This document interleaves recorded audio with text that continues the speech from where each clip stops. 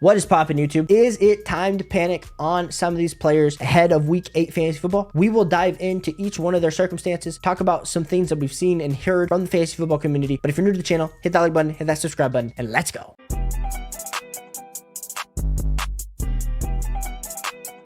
My first player that is definitely on the panic meter is Bijan Robinson. Now, Bijan Robinson apparently was sick this last week. Only got 1 carry. Everyone was panicking on Twitter about it because, of course, you started Bijan Robinson thinking he was going to be a top 5 back. Cordell Patterson, Tyler Algier both got a ton of touches. And the thing was, Bijan Robinson wasn't even on the injury report and or meter. So everyone's like, what the heck is happening with Bijan Robinson? Comes out, Arthur Smith says Bijan Robinson is dealing with a little bit of a stomach bug and or maybe a headache. We couldn't tell. Sickness, some type of sickness. But the thing that was so dumb is that Bijan Robinson wasn't healthy enough to play the whole game, but apparently was able to get in the last drive of the game and get a touch. If you have Bijan Robinson, you definitely lost this week. Like, let's just be clear. Like, if somehow you were able to win with Bijan Robinson giving you a good old 0.5 points, congratulations. But for those of us that had Bijan Robinson in some of our lineup, you definitely took the L this week. If you bet money, you took the L on Bijan Robinson, you might be a little bit pissed. It is time to panic slightly about Bijan Robinson, but not to the point that we are selling low. I actually think this is a great buy low opportunity for our man Bijan Robinson, because up to this point, Bijan Robinson has been averaging 18 plus touches a game the last few weeks in this Arthur Smith led offense. As much as it stinks if you have Drake London, Kyle Pitts, because Desmond Ridder can't seem to hit the side of a barn most weeks, Bijan Robinson is still a top 5 running back rest of season. Now, is Bijan Robinson going to get lowered in our rankings as we go next week? We're going to be a little bit more conservative as we look at Bijan Robinson. Yes, yes, yes.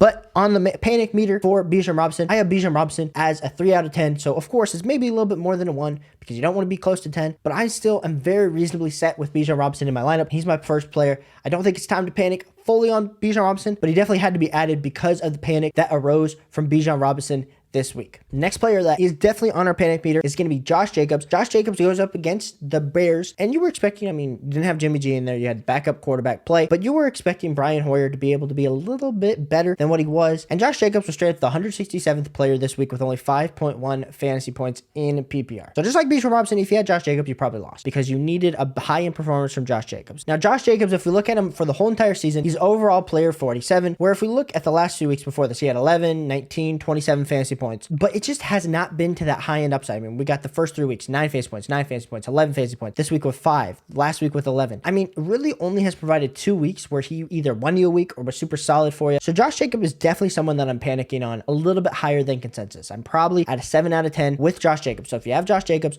we're definitely looking to sell for what we can, because if I can package Josh Jacobs and maybe a middling wide receiver to get an upgrade at the running back position, that's something that I'm willing to do as we look, because Josh Jacobs, you drafted him in the 2nd round. You're hoping for high-end level upside. It just hasn't been there. The touchdown upside hasn't been there. The receiving upside hasn't been there. Josh Jacobs is definitely someone I'm panicking on after this week. My next guy we're going to be talking about on the panic meter is DeVonta Smith. You guys already after last night have started asking me in our video from yesterday, what do I need to do with DeVonta Smith? Should I be trading DeVonta Smith? After last night, he had 8.9 fantasy points. The week before that had 9.4. The week before that had 1.6. Really, he had the first 2 games where he had 17 and 23 fantasy points were his top performances, where then he dropped down to 6.8 the next week. So we're talking he's already had 4 performances where he's put less than 10 fantasy points for you, which if you drafted him as your wide receiver 2 isn't great, but especially if you went heavy, robust RB and somehow DeVonta Smith is your wide receiver 1, that is not helping you win each and every week. If I have DeVonta Smith, panic meter is definitely at a 6 out of 10. Now, it's not as high as Josh Jacobs, but it's also not as low as Bijan Robinson. And the thing with me with DeVonta Smith is I think he can get back to having the 17, 23 fantasy point days. But when you're playing on this Eagles offense, where you have a running game that is so prolific with DeAndre Swift, Jalen Hurts, Kenneth Gainwell, and then you have A.J. Brown, who's the clear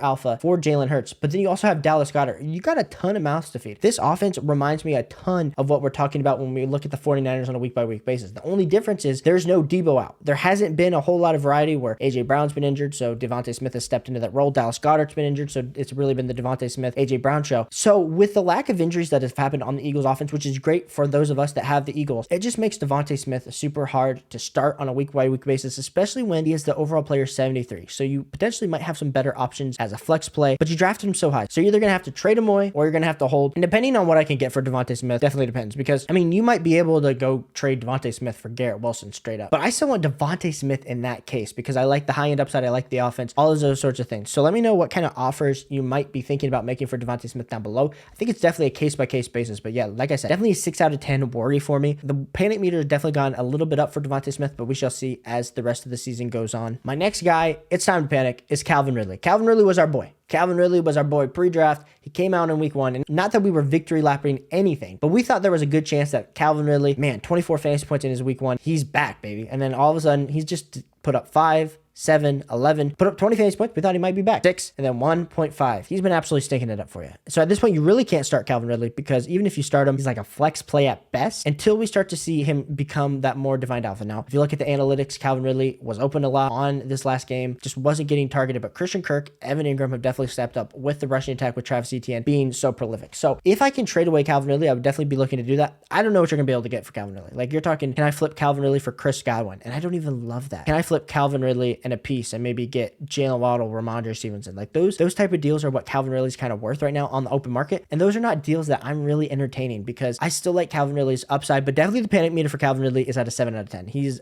up there as one of the highest rated players that we were panicking over, worried about rest of season. So if you have Calvin Ridley, you might have to hold. You might not be able to get the value that you want. Might be a buy low opportunity if you have a solid team and maybe can put Calvin Ridley on the bench, especially as we head into the later parts of the season. And my final, it's time to panic player is going to be Cooper Kupp. Now, some of you too, freaking out over Cooper Kupp. A few weeks ago, people were freaking out about Puka Nacua when Cooper Kupp came back, saying Puka Nacua, he's not going to be the same type of wide receiver. And Cooper Kupp, 6.9 fantasy points in PPR. It's not great. Let's just be clear. That's not great. But the previous weeks, 19.8, 27 fantasy points. The Steelers really limited Cooper Kupp. They let Puka Nacua get open constantly, but they said, Cooper Kupp, you're not going to beat us. The thing is, we've seen in previous seasons, Robert Woods, Cooper Kupp be able to both be top 10 wide receivers on the season. So I look at Cooper Kupp and I say, I still think he's going to be able to get there. Now, the 6.9 fantasy points this week does not help you. But where am I at panic-wise with Cooper Kupp? I have Cooper Kupp as a 2. Really, the only reason he's at a 2 is because of his age and his injury that he had earlier this season, that he's clearly looking a lot healthier from. But like you said, those hamstrings, they're always super finicky. And so we're continuing to pray for good health for our man Cooper Kupp because we have him in plenty of leagues. But I'm not panicking on Cooper Kupp. I think this is another great buy low opportunity that you might have for Cooper Kupp. You had a buy low opportunity in the first 4 weeks. You might open up another buy low opportunity here as people get worried. Is it just going to be every week, Puka or Cooper? I think both can definitely coexist, have great fantasy football days together because we've seen that before. But Cooper Kupp, don't panic. It's not time to panic with our man Cooper Kupp. So those are some players